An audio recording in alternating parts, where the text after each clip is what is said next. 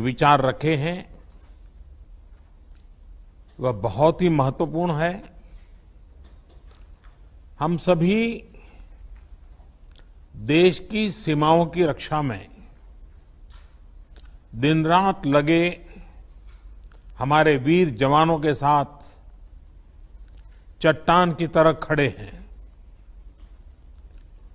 उनकी वीरता, उनके कौशल,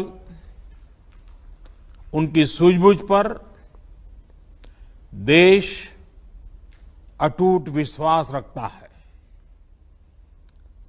इस सर्वदलीय बैठक के माध्यम से मैं शहीदों के परिवारों को भी ये विश्वास दिलाता हूं कि पूरा देश उनके साथ है, पूरा देश उन्हें नमन करता है। साथियों, पूर्वी लद्दाख में जो हुआ उसको लेकर आपने रक्षा मंत्री जी और विदेश मंत्री जी को सुना भी और प्रेजेंटेशन को भी देखा। न वहां कोई हमारी सीमा में घुस आया है, न ही कोई घुसा हुआ है, न ही हमारी कोई पोस्ट किसी दूसरे के कब्जे में है। लद्दाख में हमारे 20 जाबाज शहीद हुए, लेकिन जिन्होंने भारत माता की तरफ आंख उठाकर देखा था, उन्हें वो सबक सिखा कर गए हैं। उनका ये शौर्य, ये बलिदान हमेशा हर भारतीय के मन में अमिट रहेगा।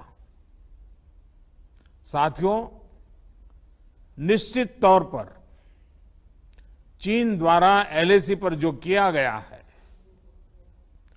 उससे पूरा देश आहत है, आक्रोशित है। ये भावना हमारी इस चर्चा के दौरान भी आप सबके माध्यम से बार बार प्रकट हुई है।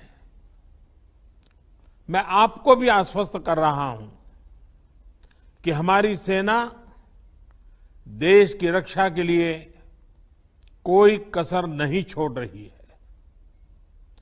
डिप्लॉयमेंट हो, एक्शन हो, काउंटर एक्शन हो, जल थल नभ में हमारी सेनाओं को देश की रक्षा के लिए जो करना है वो कर रही है। आज हमारे पास ये कैपेबिलिटी है कि कोई भी हमारी 1 इंच जमीन की तरफ आंख उठाकर भी नहीं देख सकता। आज भारत की सेनाएं हर सेक्टर में एक साथ मूव करने में पूरी तरह सक्षम है। ऐसे में हमने जहां एक तरफ सेना को अपने स्तर पर उचित कदम उठाने की छूट दी है, वहीं दूसरी तरफ डिप्लोमेटिक माध्यमों से भी चीन को अपनी बात 2 टूक स्पष्ट कर दी है। भारत पीस और फ्रेंडशिप चाहता है, लेकिन अपनी सॉवरेनिटी की रक्षा हमारे लिए सर्वोपरि है और आप सबने भी इसी भाव को प्रकट किया है। साथियों, बीते 5 वर्षों में देश ने अपनी सीमाओं को सुरक्षित करने के लिए बॉर्डर एरिया में इंफ्रास्ट्रक्चर डेवलपमेंट को प्राथमिकता दी है। हमारी सेनाओं की दूसरी आवश्यकताओं जैसे फाइटर प्लेन्स, आधुनिक हेलीकॉप्टर,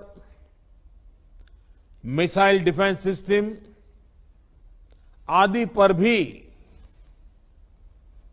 हमने बहुत बल दिया है। नए बने हुए इंफ्रास्ट्रक्चर की वजह से खासकर एलएसी में अब हमारी पेट्रोलिंग की कैपेसिटी भी बढ़ गई है। पेट्रोलिंग बढ़ने की वजह से अब सतर्कता बढ़ी है और एलएसी पर हो रही गतिविधियों के बारे में भी समय पर पता चल रहा है। जिन क्षेत्रों पर पहले बहुत नजर नहीं रहती थी, अब वहां भी हमारे जवान अच्छी तरह से मॉनिटर कर पा रहे हैं, रिस्पॉन्ड भी कर पा रहे हैं।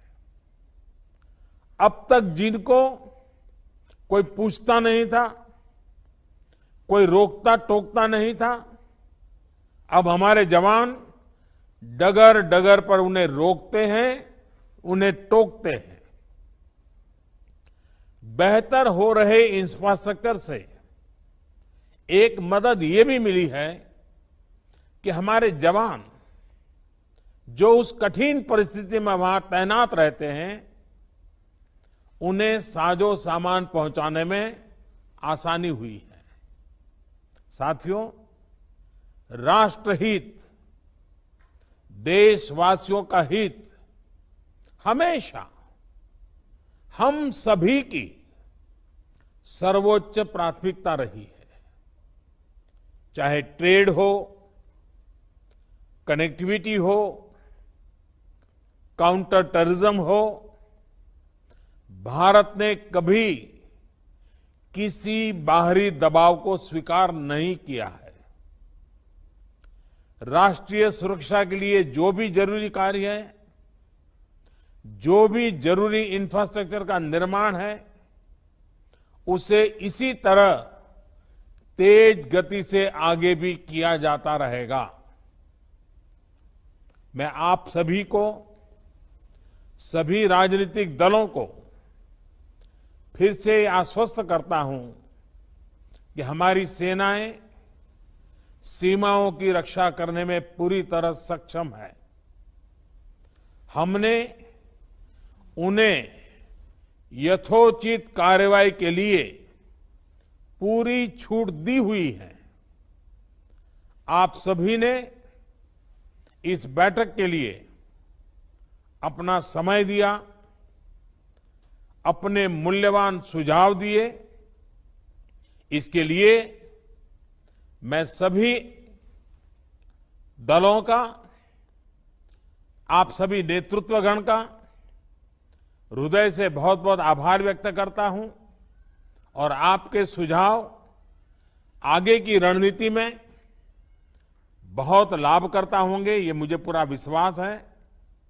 मैं फिर एक बार इस एकता का संदेश देने में आप जो बढ़ चढ़ करके आगे आए हैं, वे सेना का मोरल तो बढ़ाएगा, देश के लोगों की हिम्मत बढ़ाएगा, लेकिन दुनिया को भी जो संदेश जाना चाहिए वो पहुंचेगा।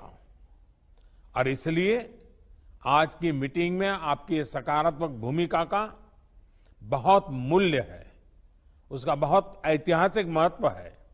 और इसलिए भी आप सभी अभिनंदन के अधिकारी हैं।